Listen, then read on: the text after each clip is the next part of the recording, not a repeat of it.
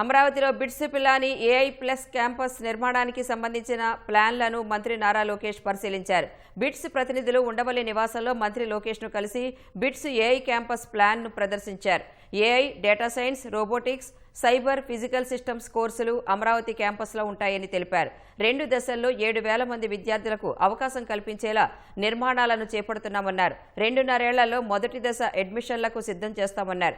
ఈ క్యాంపస్పై వచ్చే 5 ఏళ్లలో 1000 కోట్ల పెట్టుబడి పెడతామని చెప్పారు.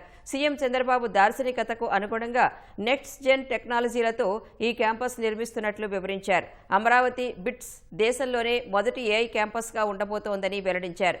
బిట్స్ నిర్మాణ ప్లాన్లను పరిశీలించిన మంత్రి లోకేష్ సంతృప్తి వ్యక్తం చేశారు. సాధ్యమైనంత త్వరగా అమరావతి క్యాంపస్ ప్రారంభించేలా చర్యలు చేపట్టాలని కోరారు. బిట్స్ పిలాని ప్రతినిధులు మంత్రి నారాయణను కూడా కలిశారు. అమరావతిలో క్యాంపస్లో నిర్మించే భవనాల డిజైన్ల గురించి ఆయనకు వివరించారు. మందడం, వెంకటపాలెం మధ్య సీడ్ యాక్సిస్ రోడ్డు పక్కనే 70 ఎకరాల్లో బిట్స్ క్యాంపస్ నిర్మాణం కానుంది.